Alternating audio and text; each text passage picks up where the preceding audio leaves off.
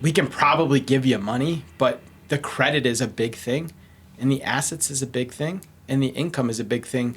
You typically need two of the three. Yeah. So there's a lot of opportunity that's out there, and if you have enough of the two of the three, we got a product that'll probably get you the third.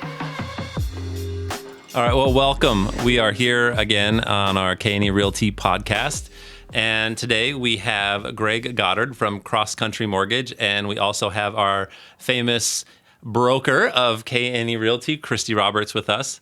And we're going to be speaking a little bit about lending, loans, credit scores. And but before we do that, Greg, can you give us a little background on how you got into this business? Where did you get your start, and how'd you get to where you are today? Yeah, perfect. So I think that the credit stuff is intriguing to me. Before this, I was doing sports performance. So I was training people. I was coaching people up. So a lot of coaching, a lot of trying to get someone from point A to point B, which is, I guess, just my nature. So I think that the helping someone improve personally is, something that I find valuable. Before I got into lending, I've been in lending now for 8 years. I bought my first house about 10 years ago, had not great credit, didn't know how the game was played. So the credit still is one of those things, like, have to have a better and higher level understanding, and helping people understand the game. Like, what is credit? How do I play the game? How do I improve my credit? I love it. So. That's great. Well, we're going to kind of just shoot some questions at you, and if we end up doing some tangents, so be it. But we'll start with something super broad, and that is, how much credit does someone need to be able to buy a house? Yeah, perfect. So my answer to that is, how much money do you have? If you have a lot of money and you have the assets to put down a large down payment, basically minimize risk from our end, we can go. We've done loans this year down to 500. So you have a 500 credit score, but you have 20, 30, 40% to put down, probably going to pay a little bit more in fees. But there's opportunity, and we've had those people that just need to get back into a house. They want that opportunity, and they understand that down the road, maybe we work on getting credit up higher and we refinance. But we can go as low as 500, So what kind of mortgage can you get with a 620 credit score? 620, now most things are back on the table. So realistically, our big four, USDA, VA, conventional, and FHA, really pretty much all of those exist with a 620 credit score.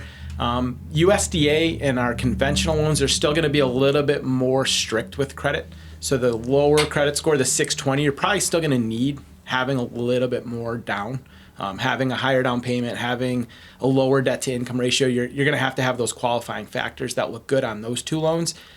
FHA, VA, you're now pretty much not top tier, but you're getting up there. You have a good enough credit score to put you in a good spot. So now you can go down, the zero down on a VA. You can do the 3.5% down on the FHA. Again, with the USDA, probably still borderline. Conventionally, you're probably going to need that 10 plus 20% down payment with the 620 credit score. So what it sounds like is that the answer depends 100% on all sorts of things. You can have a credit score that's in one range, but then other things affected in a different way. So you are, it sounds like, taking a bunch of factors into consideration. It's not just like, I have a 620 credit score, therefore I'm going to get this much of a house, or I can qualify for this much. There's other things you're taking into account. And what are some of those other things you're taking into account when you're looking at, like, and we're using 620, so let's continue with that. Let's say, what else are you looking at besides a credit score to help evaluate if someone can qualify and what they can qualify for? Yeah, great question. I mean, we're risk-based, right? We're making sure we're going to get our money back. So reserves. If something was to happen and you needed money to pay your mortgage, do you have reserves? Do you have extra money that you're not using for this purchase? Your capacity, so your debt to income ratio. Is this payment going to put you really close to your available amount of money? The income that you have coming in monthly and all of your debts. So is this really high on that scale? Is it really high on the ratio, or is this a small drop in the bucket? That's probably super important. So those are probably the two most important things. And then why is your credit where it's at? Do you have a performance, a history that shows that you don't like to make your payments on time? This all is factored in. When we run our automated underwriting system, it's taking a look at your credit report and it's taking into consideration, why is your credit there? Is it just you have high balances, but you have a really good track record of making your payments? It takes that into account versus do you have 6 accounts with late payments in the last 12 months and now we're like, we might not have the same risk tolerance if that's the case. Do you normally look at somebody's big picture and break it down and give them different scenarios like, hey, we can get you a mortgage now, but if you work on this or this, we might be able to get you a mortgage at a lower cost or a different type of financing plan that might be better off for them? Or do you just look at it going, okay, you've got a down payment and you've got the credit score, this is what you qualify for today? Do you give them different options and pathways to each one of those options? Or is that another scenario-based situation? Scenario-based, I would say dependent on their living situation. Like how Okay. fast do they need to get into the house? But I mean, it's Sure. something that I would always offer. Hey, let's look at the simulator. I have a simulator that I run for free. It doesn't cost me money. It takes Sure. time. Let's put you in a better spot. Let's get you into the house. Like Right. that's why you called me. Is you didn't call me. I'm not a credit repair specialist. You called me because you wanted to buy a house. And if I have to say we can't do it right now, we have to get your credit improved, then we must do that. But if we have an opportunity, maybe you have a 630 credit score and we have an opportunity, we have lending opportunities. But down the road, we still want to see them succeed. I still Sure. want to see their score go up. Yeah. And that 631 might be, maybe it's someone fresh out of college, had bad experience with credit like I did. And I then think we all did. more or less you learn the hard way. But hey, here's how you play the game. Here's what you need to do. And I keep referring to it as playing the game because I look at credit as Right. if you know the rules to the game, you can increase your credit For sure. over time, 100%. Now you're sparking my interest here on a couple things. You mentioned fixing credit. A question I get asked, or someone will say something quite a bit, is, well, I'm going to pay off XYZ. Maybe it's, they've got $1,000 medical bill, or I'm going to pay off the balance of my car that's $2,500 left on it. And they expect the credit to then immediately improve. Mm-hmm. Talk me through that from your lending perspective. Yeah. If someone says, I'm going to pay this off today, and they don't talk to you first. Mm-hmm. and How that can work. And they go and they do it, what can they expect as far as a time frame for actually, how does that impact, how quickly does it Sure. impact is, I guess, my main question. And I'll say this right up front, like 5 years ago, we didn't have a credit simulator. We looked at a credit report and we made judgments. We guessed. I have a credit simulator now, and I've run thousands of credit reports. I have a very high level understanding of how credit works. Sometimes it makes sense. Sometimes it makes complete and 100% sense. Sometimes I look at it and it doesn't make sense. I run the simulator, and when I manipulate the simulator, I know what I'm trying to make their credit look like to make their score go where it needs to go. Sometimes it doesn't work. So for someone to think like, I'll just go look at my credit and I'm just going to do these actions and I'm going to get my score up with no goal, right? They don't know what their score needs to be, but they also don't know how those things are going to affect. My simulator, I go in and it's literally everything on their credit, and I can manipulate the balance, the time frame of when the credit's there. We can delete things, we can add things, I can do everything that I can in a 2-year period of time to see what their credit's going to look like. And sometimes it doesn't make sense to me, who does this for a living, running thousands of credit reports, and then I have people like that, they're like, I'm not ready to talk to you yet, the guy that's going to help me, because I'm going to go do it myself. The DIYer, when there's no cost. I don't, there's credit, mind you, there's credit repair companies out there that will charge you hundreds, thousands of dollars to talk to them. Again, no goal. They don't say, hey, we need to get to this score, but they'll charge them thousands. And that's why it's got a bad rap. They think, I don't want to talk to you yet because you're going to try and start to get money from me. If someone's motivated, I want to help them. I want to get them as high of a credit score. A lot of times, unfortunately, people get bad credit because of tendencies, things that they do and they're not willing to stop doing. So that's where I'll give you an opportunity and I want to help you, but if you're not going to help yourself, like there's only so much we can do to help your credit score. So in terms of helping someone get their credit score up, back to your question of if they're going to go start paying stuff off, again, they came to me to buy a house. If they're going to use money that they need to buy that house to pay off stuff that's not going to improve their score or put them in a better loan program, I look at it as counterproductive. Get your house, use the money that you have, buy the house, and then let's work on that plan to improve your score. Again, they look at it, they're going to go help their score, but maybe it's not even going to improve the terms that they're going to be offered. It really just leads into the next thing I wrote down, which is I call it kind of the Dave Ramsey finance of, pay off debt, clear everything, versus what does the lender need to see to be able to give you the best loan option? Sure. And sometimes that is paying something off, like you just mentioned. Sometimes it's not, because it's changing their numbers. And I think you just explained it very well, that it's not, that speaking to you is important before people start to do stuff, because like you said, that maybe the $2,500 that they were going to use to pay something off is better sourced and used for something else. I can just give my own personal experience. When I was purchasing a house, I had a credit card. It had like a $3,000 balance on it. And I was at like a 750 credit score, and I wanted to get it like the 780, like just to get that excellent. So I paid off the credit card and I closed the account. And that actually made my personal score. You gave me the courage. You knew. It dropped my score to like a 720 because now I lost that whole history. And the utilization. Yeah. 65% of your score. Yep. Is hit. So. And it was a very large credit limit. That's why I thought, like, okay, well, I've only got a couple $1,000s on it. It's a very large limit. Let me just close that. It's going to make me look great. No. It hurt. It did. It hurt really bad. I think sometimes people think that I'm like self-serving when I'm like the best time to talk to the mortgage guy is today. Yeah. If you want to buy a house a year from now, let's talk today. And they think that, he's going to try and talk me into, that's not why. It's let's get your game plan. Like the more time you have to formulate your plan and your savings and understanding is today, so that I've talked to more people in the last 6 months, 8 months that want to buy this fall or next year, because now they're like, buying a house is a little bit more difficult. There's more moving pieces. I have to be ready and I have to have my ducks in a row.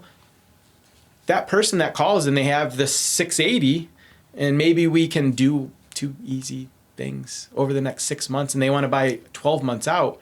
6 months is a lot of time to get things in line.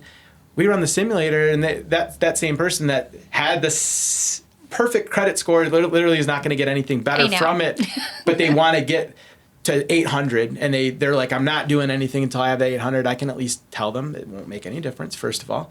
And second of all, if you do this and that over the next 6 months, you can get to an 800. And maybe it's not achievable. And then they're like, well, then I'm just going to waste my time, right? And I say, yeah, you are. So that's the other piece of it is what is even on the table? Like what can we even do? Well, the next question we have up here is, what kind of loan can you get with a score of 580? So now a bit, we were talking 620 there as a framework, and let's take somebody down a notch. What's available at 580? Is it any different than 620? It is. So we still have a couple of those same options that we had at 620 as far as our low down payments. We have our VA option, and we do have the FHA with the minimum downs. So you can do a 0% down on a VA. There is no credit score requirement for a VA. FHA, the 580 score that a lot of people here is 580 is where if you have underneath a 580, you have to have at least 10% down. So on an FHA. On FHA above 580, you can get a loan with 3.5% down. So you have that minimum down. Again, the term's not going to be the best, but it's opportunity, right? So it has the ability for us to put them in a home and work on things. Can you get a mortgage with no credit history? So you actually can. So we have non-traditional lines of credit. So if you can produce, hey, I've been renting and I've been paying my DTE bill or my consumer's bill or my utility bill, and you can give me a 12-month history. Typically we need 3 non-traditional histories: cell phone, things that have that we can verify. And then again, you have those compensating factors. I have reserves, I have the money, my debt to income ratio looks good. We'll look past the fact that you don't have a credit score. So again, it's kind of a more complex answer than just saying yes. But yeah, we definitely can. Does somebody like that usually have more penalties than somebody that does have traditional credit lines? They're probably gonna get terms closer to someone that does have bad credit. Okay. So it's not that, hey, yeah, well, it's all sunshine and rainbows. But another common thing that happens is two borrowers, husband, wife, fiancés. One has really good credit, one doesn't have a score. Yeah. We can do that. And sometimes now it comes down to each program has different stipulations on how that work, but depending on who has more income, we might just be able to completely ignore the fact that we don't have a credit score on one and use that really good credit score from the other person. And I think this would be a good example where you said the best time to talk to a mortgage person is now, because if they are looking a year out, it does give them enough time to establish some traditional lines. Yeah, it takes 6 months. Okay. So if you've never had anything report to credit, it takes 6 months.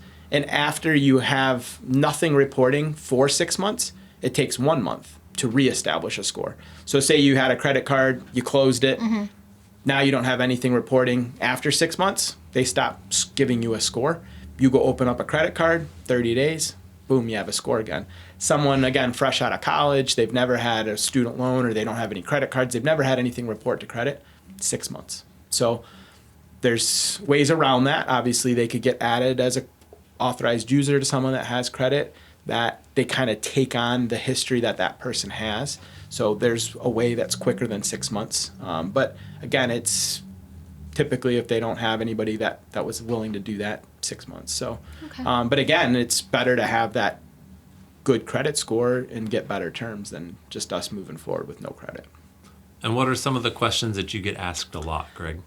So I would say that probably on a weekly, I can't say daily basis, but on a weekly basis, I do get the, hey, you're telling me my credit score is this. You're saying my credit score is a 680, but I'm looking right here and it says Credit Karma. Yeah, always that it's a 750. So I don't even understand what you're saying.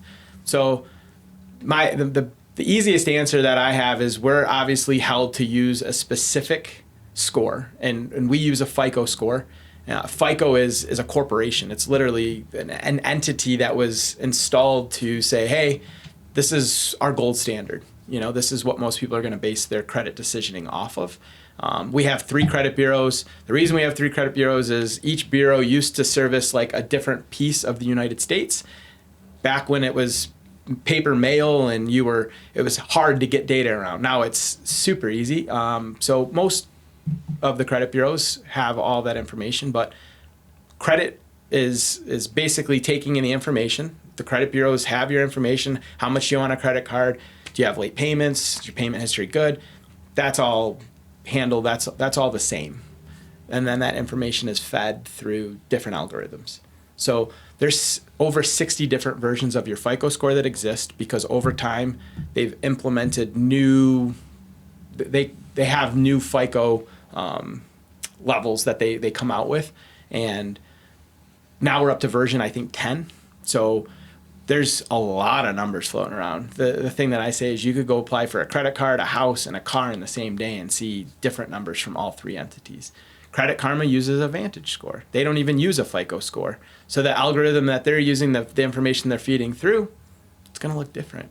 Credit Karma is also in business to sell advertising for different credit opportunities. So people are probably not going to be as apt to click on applying for something if they see a lower score. So in my opinion, I think that they probably have a little bit less stringent scoring so that people see a higher score and they're like, oh, I have good credit. We have a very stringent level. We use a very outdated version because we're lending lots of money. Sure. So we're looking at it, I think, the most stringently than anybody else. People all the time tell me, oh, I just applied for a new car. I have an 850 credit score.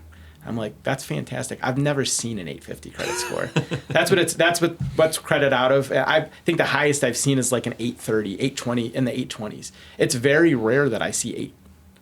But again, Credit Karma, going to buy that car. 8's normal for someone with good credit. But again, we're very stringent, and I would say probably the thing that I get asked the most is like, why is there that discrepancy? On the flip side, I've had someone that tells me their Credit Karma score is a 620 and they have a 720 credit score. So the algorithm is, we don't know what FICO is using, and some of these entities have tried to replicate, but the recipe's not out. So we don't know 100% why or what, but going back to it, don't just totally, I can't buy a house because I have a 620 credit score and I don't have enough money down, because you may have a 720 credit score. Maybe you just don't have a ton of moving pieces, and Credit Karma is factoring it like that. And Christy, when you're working with clients and you're speaking with them, what are some of the most common questions you get asked about either getting pre-qualified and pre-approved for a loan, or specifically about credit? Do you have some like kind of top of the list things? So most often, my experience when talking to buyers, if they're not pre-approved yet, and this is something where it comes with education on our end, they don't want to get pre-approved until they have found houses. So we always have the conversation of, you're putting the cart before the horse. We want to get you pre-approved first, so that way we are on the right path. We do know that you can afford it, and we're not showing you $300,000 houses when you're approved for $150, or limiting you to the $300 when you're approved for $500. But I think that most often in my group of clients, because I work with mostly first-time home buyers, it's, can I even buy a house? You know, I'm fresh out of the military. I'm fresh out of college. You know, what do I need to do to get there? Because they might be new in their career. They might only have 6 months of job history because they are straight from their degree. So how would you help that, you know, fresh out of university home buyer? No, absolutely. And I think the objection you guys probably face too is like, they don't want to, they've been told don't get your credit pulled because it's going to hurt that hurts you. So they want to avoid it at all costs. I mean, myself personally, we've gone to a soft credit pull to start the process. So almost like you can dip your toe into the water and we can start having the conversations, but you haven't started anything. The credit hasn't been pulled. Hey, let's see what the moving pieces look like. If you don't know what the qualifications are, how are you going to do this on your own? That's where, again, it goes back to just reputation. I think that there's a lot of people, there's a lot of banks and a lot of lending institutions out there that they want that person that found the house and they're ready to go. They don't care about the beforehand how they got there. They want the person that's ready to go. I love working with someone, again, going back to the training days, I love starting with someone who does. I talked to someone this morning and they're like, I don't even know what questions to ask. That's being vulnerable. Like going somewhere with someone that doesn't have or care about their reputation, you know, that's scary, right? Yeah. But I'm fully referral based. Like, I need to make sure that their happiness after they buy this house is continued. Like, they're not going to buy the house, go talk to a friend, and their friend's like, oh my gosh, what happened? What did you do? So having a little bit of like, hey, you know, just like I would treat any family member that just got out of the military or just graduated college, we're going to sit down, we're going to go through, we're going to do a consultation. It's crazy to me that I want to do a consultation with every single person that's going through this process. Like, it's important. Let's talk about things. And you're making a $100,000 to $1 million investment. Would you go give $600,000 or $800,000 to a financial advisor and just be like, here's the money, I trust you, good luck? It's wild, but they're like, yeah, I'm pretty busy. So I think having that low level of like, let's just have a conversation. I want to teach you some things. I want to show you what this looks like so that you have at least the opportunity to know. That reminded me when you said that about, you know, would you give $600,000 to a financial advisor? That's actually almost duplicate of what I say in my consultations. I say, look, when you're going through the underwriting process, you are going to be asked for anything and everything. So if there's something in your past that you think might come up, it's going to. Or that thing that you're hoping they don't find out about, they will. Think about what you would do is if you had $1 million in the bank and you had 3 to 4 people that you were going to lend it to. What kind of questions would you ask? What type of documentation would you ask for? The people that are giving you the money, they don't know you. They need to make sure that you are secured in what you're saying. And they don't know if you're going to be the next person that plagiarizes something or forges documents. So, of course, they're going to want to double check, triple check, and verify. You would do the exact same thing in their situation. So just breathe. It's not personal. And I tell this to the buyers up front, like in the very first conversation that we have, to prepare them for the underwriting process. You know, I bring up like your bank statement 6 pages long and you don't send them the 6th page because it says intentionally left blank. Guess what?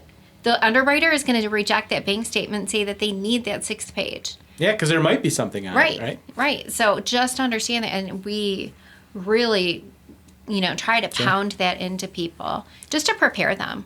I use the analogy all the time that your credit score is your reputation. Yep.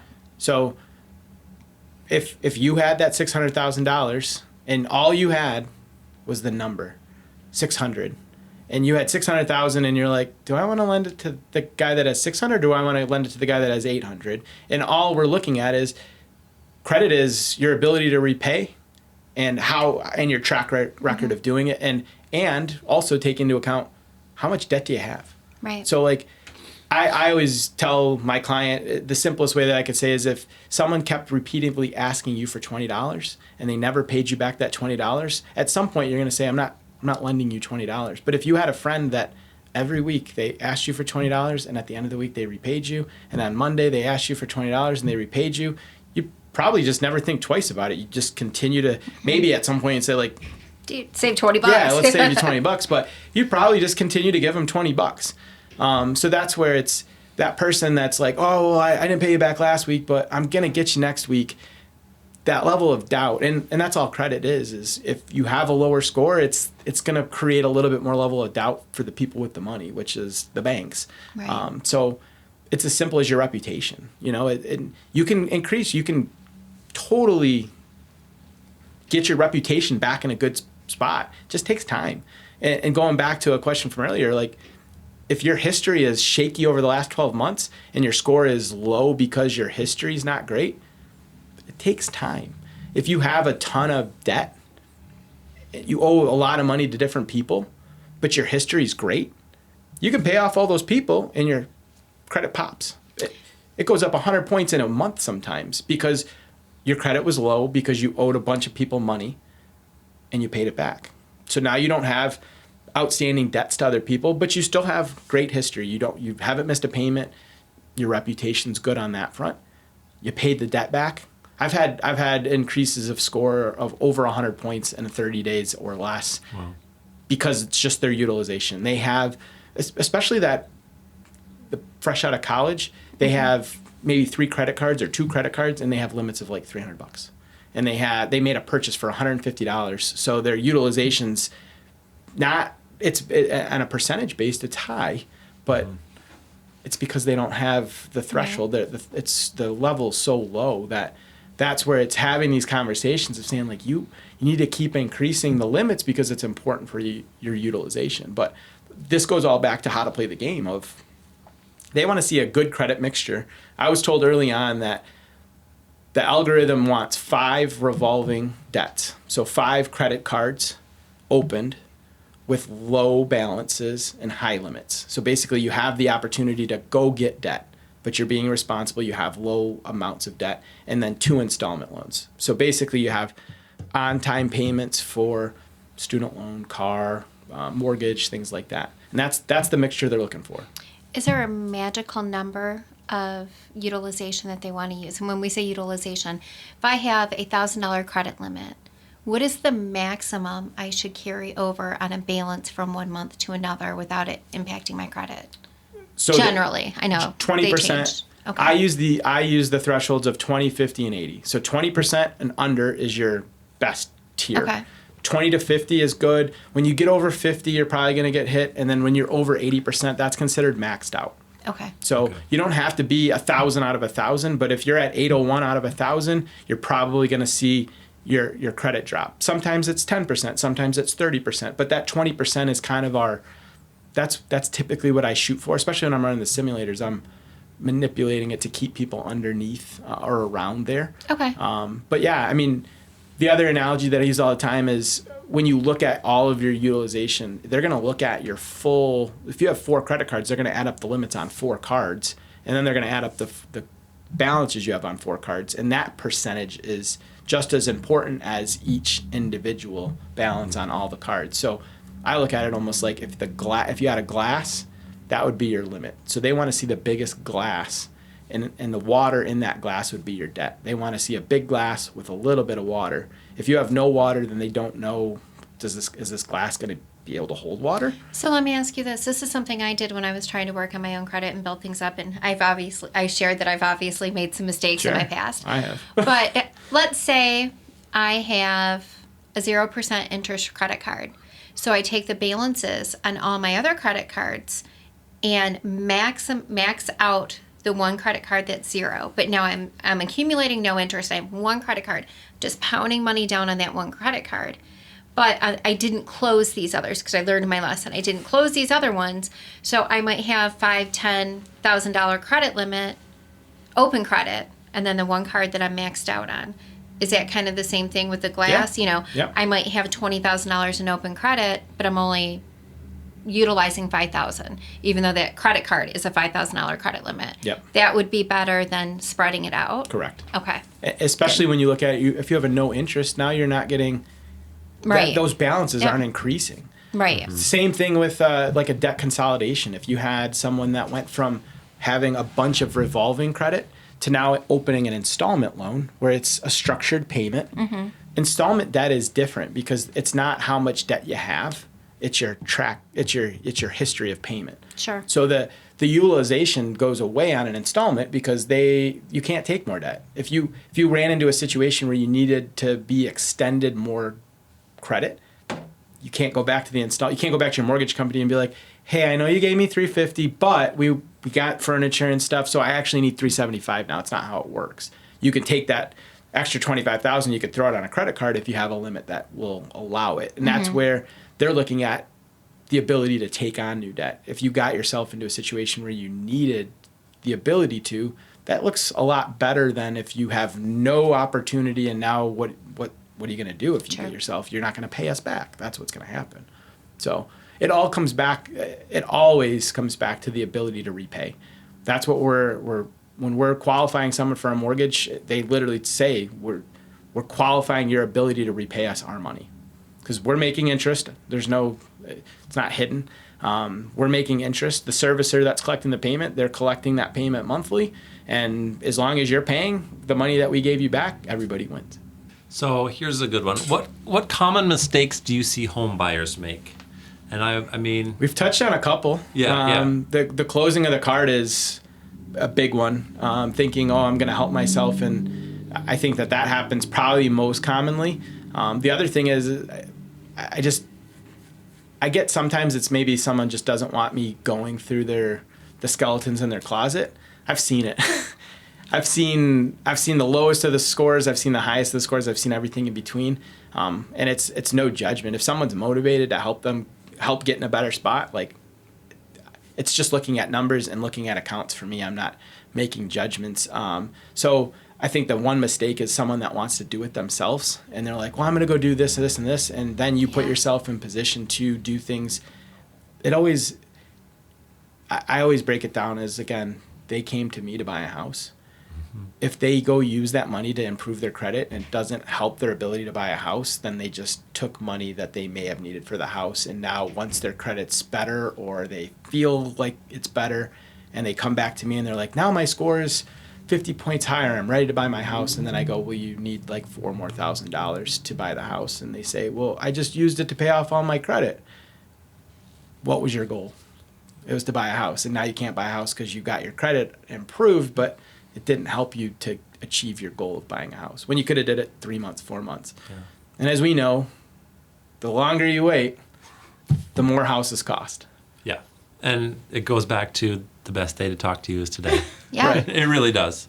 Yeah. And I've certainly multiple conversations with clients about, we need to know now what's going on. And I think you said it perfectly. It's like, you've got more time to deal with anything that you want to do or to fix it, to let the credit bureaus cycles change over, so Sure. it actually shows up.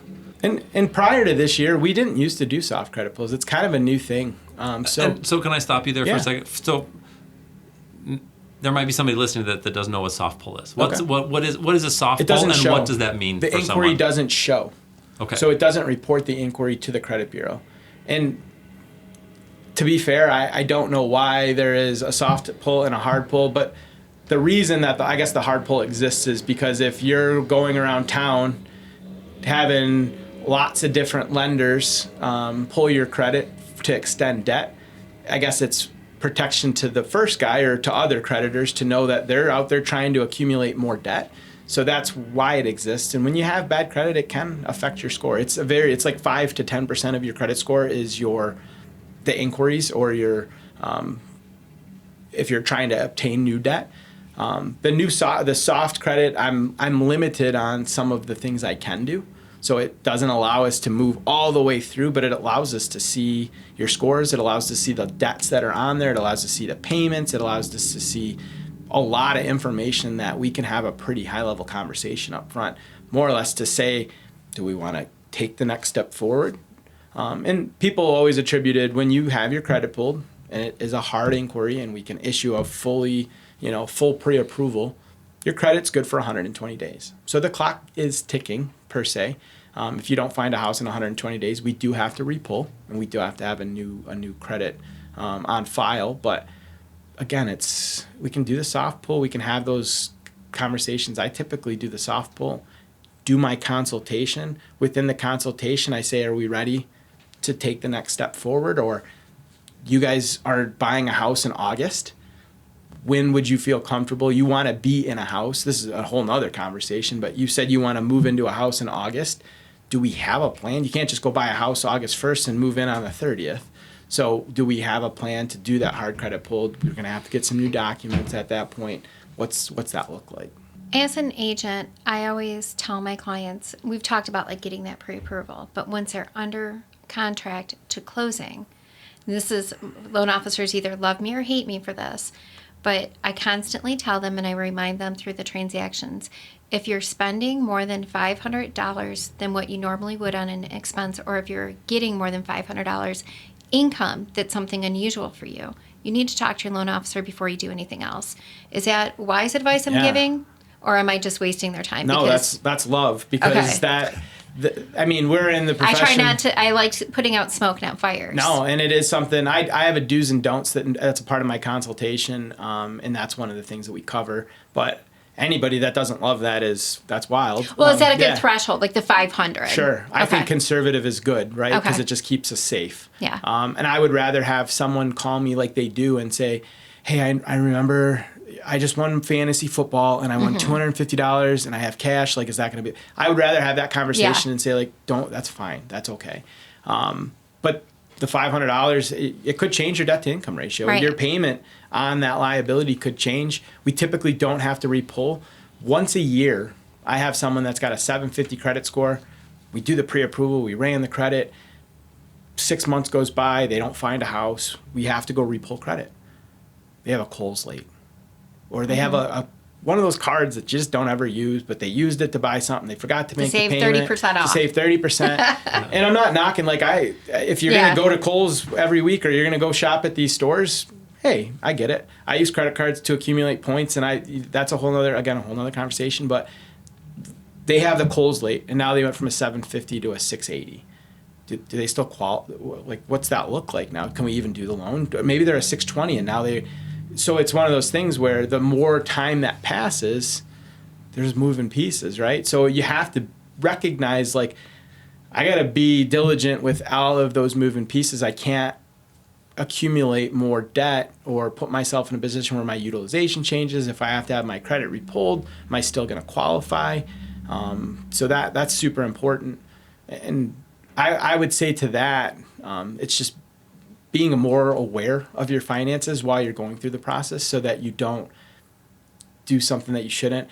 We had a gentleman, probably, I don't know, this was probably 4 or 5 years ago, that went and leased. He was doing a refinance, thank God, but it wasn't my client, it was another lender on the team. He went and leased a $2,800 a month car a Bentley. I think the payment was like $2,800 a month. And he was like, I don't understand why this affects his payment on the car was more than most people's house payments. And it changes your debt to income. And we, all the way through closing day, are alerted if they go buy a boat, if they go finance all their furniture, if they trade their car in because the lease was due and they had to get a new car. That payment change could affect your ability to qualify. And all the time, people go do stuff, or they go take out a loan because they wrote a huge appraisal guarantee. And they think, oh, I'll just, They don't think, oh, I got to talk to my lender. They just go, oh, I can come up with an extra $15,000. But they don't realize they can't use that. And we can't qualify. You can't with borrow that. money to borrow money? So, exactly. Gosh, this is not right. So, and a lot of these conversations, you're like, this is common sense, right? But it's not. To some people, it's not. And it's not. And there's a lot of things that I do that I'm 100% like, I need you to walk me through this. And when I'm going through, I just bought a new car. And I was 100% asking questions along the way that were probably maybe annoying to the guy that was selling me the car. Sure. But I wanted to make sure that I wasn't misstepping and that I trusted the person. I trusted that they were going to give me sound advice. And it worked out. And I think that there's a lot of people that come into this space and there's a lot of people in our industry that will take advantage. And there's sometimes that bad reputation. I think it's even more important. It just makes you want to say, like, use people that other people know, like, and trust if you don't know, like, and trust anybody, because there is a lot of bad people in our industry that give for sure a bad reputation. So it's when you have the good people that want to almost like protect and serve them to get them to where they want to go. I get where some people are like apprehensive to come talk to us. Yeah. So I think that doing stuff like this just allows them to see, like, we want their best interest. Like, I want them to be so happy that they go tell all of their friends, family, coworkers that they're super happy now and 6 years from now, because, again, that's how I make my money. That's how I make my living. And I'm interested to hear your experience, but Christy, I often find that it's a little bit of a push to get clients to go talk to a lender. 100%. You got to push them. Like, get there. Because it's scary to them. Talk. But then once they've done it, once they've had even the initial conversation, it's like this first big weight has been lifted off their 100%. shoulders. They're like, oh, okay. And it's like, okay, so you had to, like, talk some numbers, but it really wasn't that bad, was it? It's ripping the Band-Aid. It's like going to the dentist. Yeah. Like they're attributing that pain. And I don't know why there's that feeling for a lot of people, but it's go there and talk. You gotta find out the information, and then once they've got the information, it's empowering. Good, bad, or ugly, Sure. they're just like, okay, well, this is where we're at. I think that's because buying a home it's a huge achievement. And like my generation, I grew up in a very blue collar neighborhood. So a lot of my peers didn't own homes. So if you were in your 20s or early 30s and you got to the point where you're getting pre-approved for a mortgage, you had your act together. You had your life going on. You were doing really well. Sure. So it's almost like you want to achieve that goal, and Greg's sitting there and he's got the key to the door of my opportunity. Yeah. But he could turn around and throw that key behind his shoulder, and I don't know how he's going to do. I don't know what he's going to do. So it's facing reality of, am I really there yet? You want it, but you don't want to be told no. So it's that fear of rejection that people have. And I think that's why they're so hesitant on getting pre-approved. They're not educated on what it really takes. There's so many misconceptions and so many my uncle brother's best friend stories that they're very fearful of having that conversation. And you are 100% right. Once you do have the conversation, it is like a 50-pound brick lifted off your chest, because it's like you, especially you, because I've worked with you, you are the type of person that you're going to say, this is what I can do for you today, and this is what I can do for you in 6 months, and here's what I can do for you in a year. And not everybody is like that, because, again, there's different people, different reputations, different ways of doing business. So it's knowing who you're working with, and who you're working with matters so much when it comes to your finances and your future. but it's ripping the Band-Aid. What do you want? And just close your eyes, grit your teeth, take a deep breath, and say, okay, let's do this. Yeah, and honestly, it could be an ego punch, right? Like there's people that think I have this ambition to be here, and it may not be there, but it's understanding. I think going back to, you don't know what you don't know.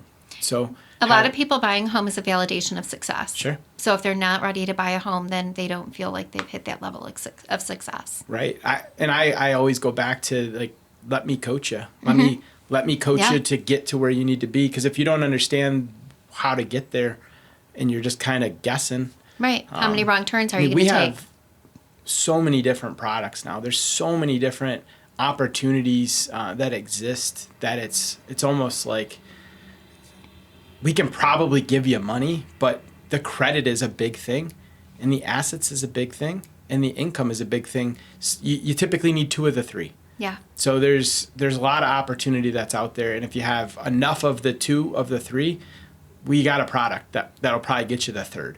So to me it's having the ability to look at, if you have great credit and a lot of money, your income's not as important because now there's less risk. It's keeping us that risk Good down. cushion. Yeah, if you don't have 3 of the 3, we got to do a lot of work. And I'm willing to, I in my consultation, we're talking about like personal budget.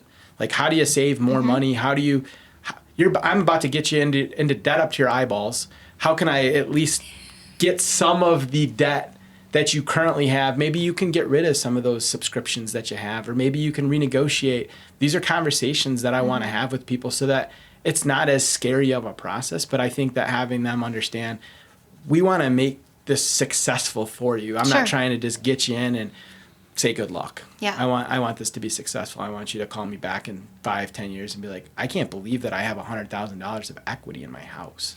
Like, how did that happen? Yeah. And it's life changing.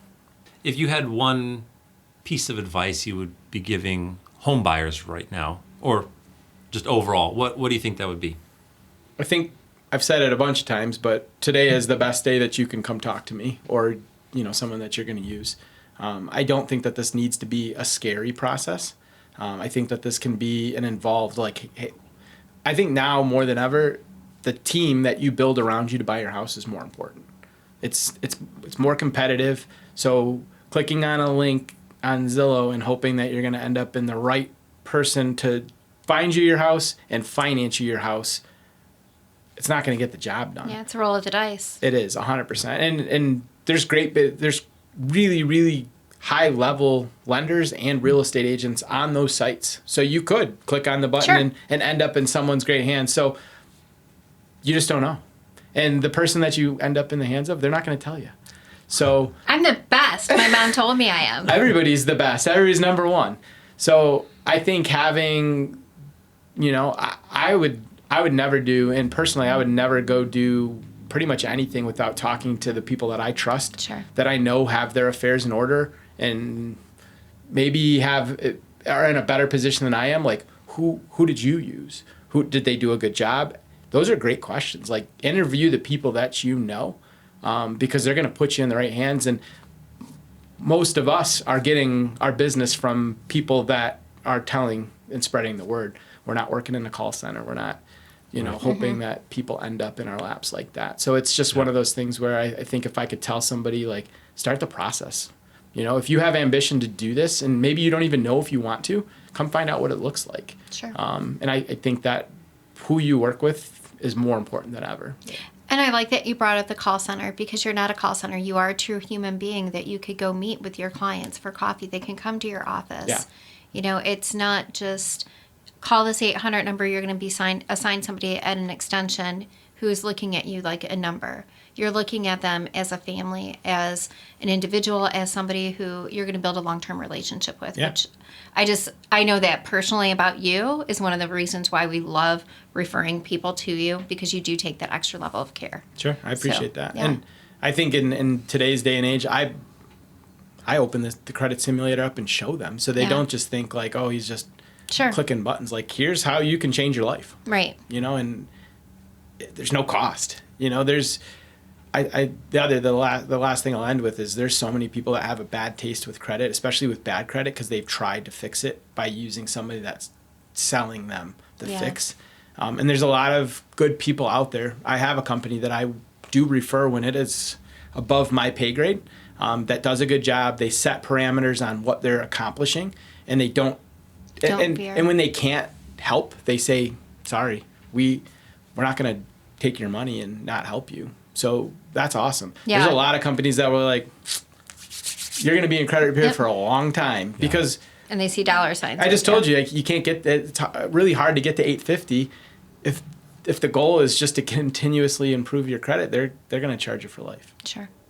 So, Greg, what is as we sign off here, what's the best way for people to reach you? Can you give us your details here? Yeah, I don't know if we can put my phone number, but I Absolutely. mean, if you Google Greg.Goddard Cross Country Mortgage, my cell phone is my contact. So Give it up. It's right here. My cell phone 734-915-2332. Like I said, I'm not hard to find. People always ask me, can I give your number out? Absolutely. It's Sure. If you Google it, it's there. And like I said, it's always on me, and I'm more than happy to meet someone where they're at within the process and get them to where they want to go. Thank you. Awesome. Well, Greg, thanks so much for your time today. We really Thank you, appreciate guys. it. And Christy, thanks for Ah, popping in and joining us as absolutely. well. This I'm was glad. great. I appreciate it. And thanks to Bobby, our audio genius over there as well.